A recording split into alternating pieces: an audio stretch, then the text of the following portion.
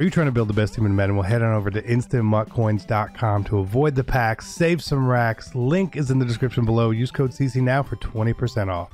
Hey, what is going on, Madden family? Welcome back to an old series coming back to life here. It's something we're going to be doing like Sundays or Mondays going forward. It's called Ups and Downs, where we sort of judge the content from the week and see if it was good or bad and really how we felt about it all. I know sometimes I'm going to miss things, and I apologize. Feel free to point it out in the comment section, as always. If you are new to the channel, please do consider subscribing. If you enjoy this, drop a like. And if you disagree with what I'm saying, hey man, let me know. I'm all for that. I'm all for that. So we know Mondays are there's nothing, right? So that's a bit of a down. We get Tuesdays, we get Team of the Week. Now the Team of the Week selections this week, I thought were overall good. Odell was a really good card to pick, right? He deserved it, and it's a great card. A lot of people could use it. The AJ Green was not a huge fan of doing the dual receivers. I think EA should have called more of an audible on AJ Green as well, and you put someone else in there. Deshaun Alexander and the OC, obviously, I really like those two picks. So overall, I'm going to give Team of the Week an up this week, right? I do think that it really hurt Team of the Week, though, that we got an overall boost starting on Friday. So on Monday, if these cards would have been +1s, they would have been even better, right?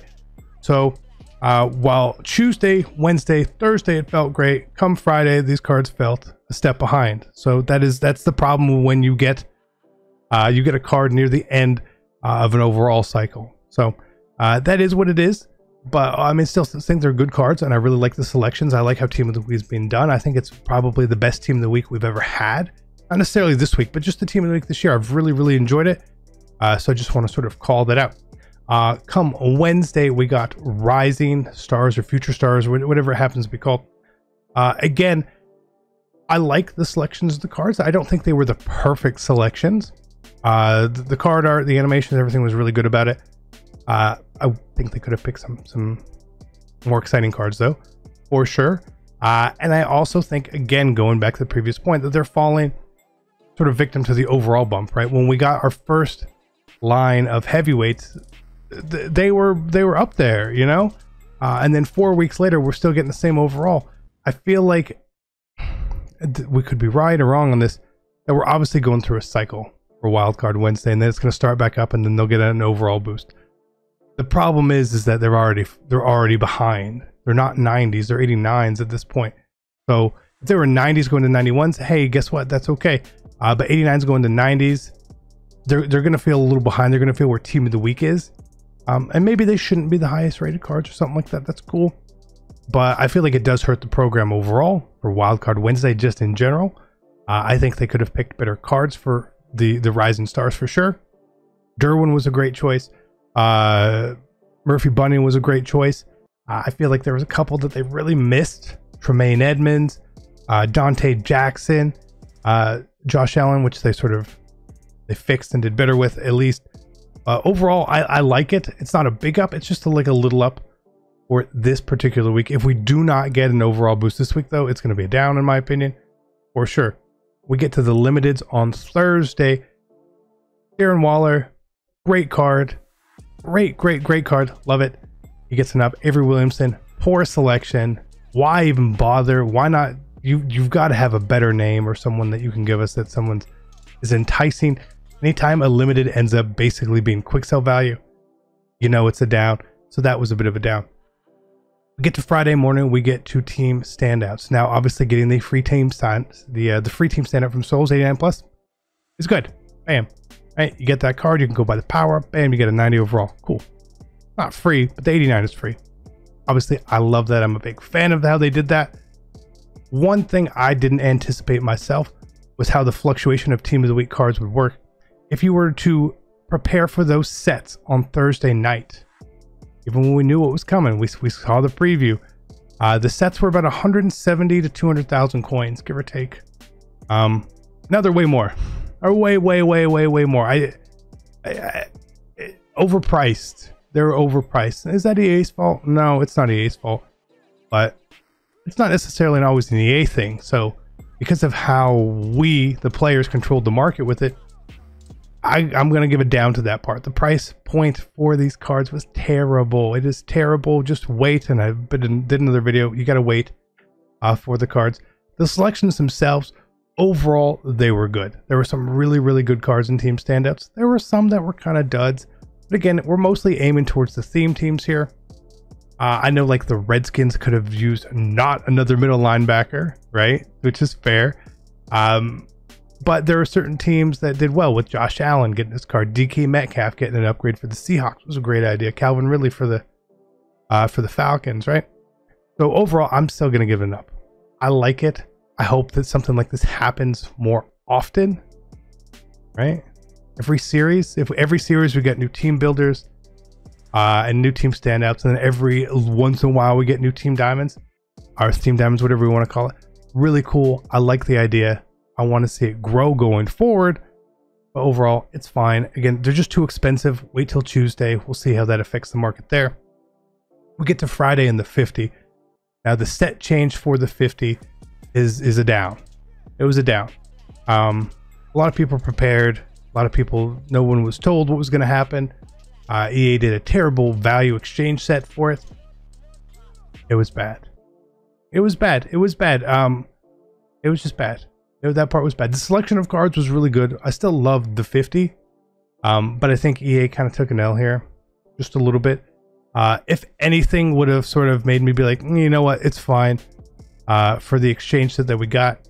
If it was exchange 3 81s for 2 82s, I'd be okay with that, right? You're talking 1.5 times value. Because we look here, it's only 3 gold cards difference. So the value between these sets is totally skewed. Totally skewed. This one essentially costs 16 gold cards. This one costs 11. That doesn't seem right. This one shouldn't cost 16. If it was 12, oh, right? 3 to 2. That's how the numbers work out. So then you'd have been getting pretty similar value. But I tell you what, let's look at this, right? Everyone was so worried. We got to get rid of our card. No, I don't want to do this. Of course, these ones can take the older cards, right? Of course they can. But let's go look. The price of an 81 fresh player sits at generically 20,000 coins. Generically, it's 20k. 20,000. This one. Do we think this one's a lot more expensive? Do we think this one's more expensive? In price. If you're looking to get 50 cards, obviously exchange how you want. If you're looking to sell, just get the 81s, man. Just get the 81s and sell them and get your coins. That's all I'm saying. The price is just, it doesn't make sense. It doesn't make sense, okay? Rough. That's rough. It is rough. We get to legends. Ricky and Steve, good selections, fine cards. Have no problem with them there at all. I've really loved the way that legends have been done, how they're all affordable and all that. Now, I feel like this set and this set, which we haven't covered, aren't great. This legend token set, let's be honest here, right? Let's just be honest. 18 of these for one random? Too much. Too much. Yeah, it's a free card. It's a free card. We got to get 8 more tokens. That's 8 weeks assumed. That's December for a free card, which could be an 89. Get out. Terrible. Should have been more like the 50 where it's dual drop. Or partway through you're gonna get one and at the end you're gonna get another. Cool. You know what? I'm fine with that, right? If you told me I got a free 89 right now, hey, I got a free 89, right? If you tell me I get a free 89 in December, I don't really care. 89 is going to be 20,000 coins, right? Blech. Gross. But that's that. I felt like packs took a step back this week. They were super juice. They felt before. I'm going to give them a down this week as well. Yeah, I mean, I think that pretty much covers everything we got. I would like to see a little bit more coming forward for us. I want to make sure that the overalls get bumped this week as well. I want to see when most feeders come in again. I assume it's probably on the 23rd. Or what was it, 22nd? 23rd? I think it's the 23rd. If we get it earlier, that'd be awesome. If we don't, the 23rd is when it's going to be. That's cool. I am looking forward to that, making sure you stack your coins. Again, I don't really know how much investing in the market you can really do. You can obviously buy and do flips and all that. Selling your team, I don't know, the market is really, really down. I feel like the market's as down as it's ever been at this point in the year. Could be wrong. I will double check that, and I want to make sure of that. All in all, that's how it goes. I appreciate you guys' time. Let me know what you thought about the content this week. We'll hit you up next week. I'm out. Peace.